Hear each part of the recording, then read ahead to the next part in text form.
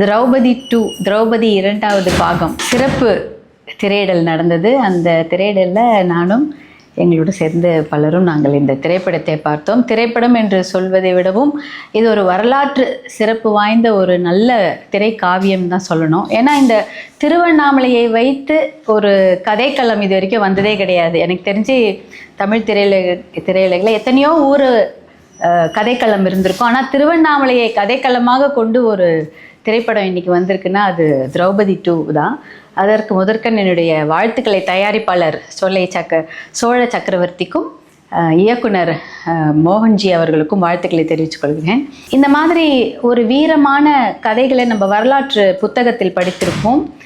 நம்முடைய குழந்தைகளுடைய பாட புத்தகத்தில் கூட சம்புவராயர்கள் காடவர்களை பற்றிய எந்த ஒரு வரலாற்று குறிப்புமே இருந்திருக்காது. ஏனென்றால் நம்ம பார்த்துருப்போம், நம்ம சேர சோழ பாண்டியர்கள் அவர்களுடைய வரலாற்று கதைகளை தான் நம்ம பாட புத்தகத்தில் பார்த்துருக்கோம். குழந்தைங்களோட பாட புத்தகமாக இருக்கும், இல்லை கல்லூரியோட வரலாற்று பாட புத்தகத்தில் நம்ம பார்த்துருப்போம்.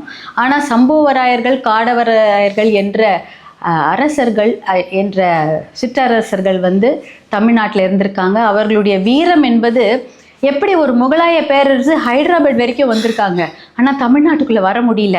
அதற்கு முக்கிய காரணம் இந்த சம்புவராயர்களும் காடவராயர்களும் அவர்களுடைய வீரமும் தான் அதற்கு முக்கிய காரணம். ஹைதராபாத் வரைக்கும் தான் அந்த முகலாய பேரரசு வர முடிஞ்சது, தமிழ்நாட்டுக்குள்ளே நுழைய முடியல.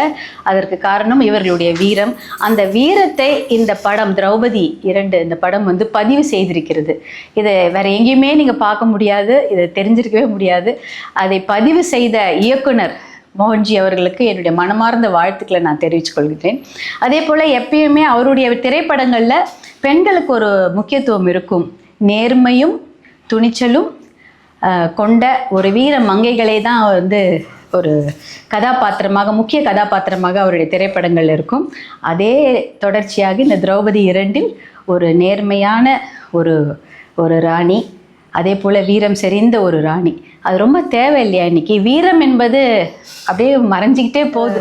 கலை அப்படின்னாலே பாட்டு, நடனம், இசை, இது மட்டும்தான் இன்னைக்கு கலையாக இருக்குது. வீரம் என்பது கலைன்ற இதுலேயே வரமாட்டேங்குது. வீரமான ஒரு விஷயங்களுக்கு இன்னைக்கு மிகப்பெரிய ஒரு வெற்றிடம் இருக்கிறது.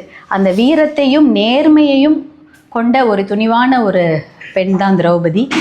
நெருப்பிலிருந்து பிறந்த அந்த திரௌபதி எப்படி நெருப்பாகவே வாழ்ந்து மறையிறாங்க அப்படின்றது தான் இந்த கதைக்களம்.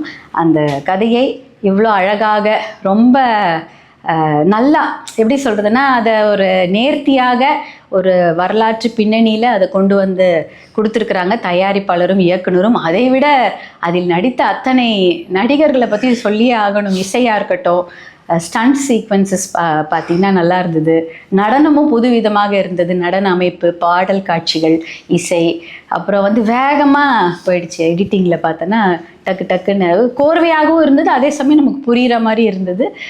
ரொம்ப நல்லா இருந்தது. அதுவும் நடித்தவர்கள்லாம் எப்படி சொல்கிறதுனே தெரியல, அந்த கதாபாத்திரமாகவே வாழ்ந்துட்டாங்க. கதாநாயகி மட்டுமல்ல, அரசர்களாக நடித்தவர்களும் ஒரு எல்லா கதாபாத்திரமே ரொம்ப அற்புதமாக அவங்க நடிப்பை வெளிப்படுத்தியிருந்தாங்க.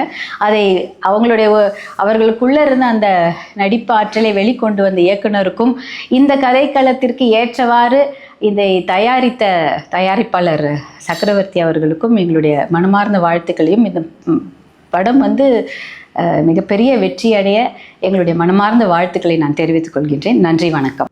பிளே ஸ்டோர் மற்றும் ஆப் ஸ்டோரில் இருந்து பாலிமர் செயலியை QR கோடு மூலம் பதிவிறக்கம் செய்யுங்கள்.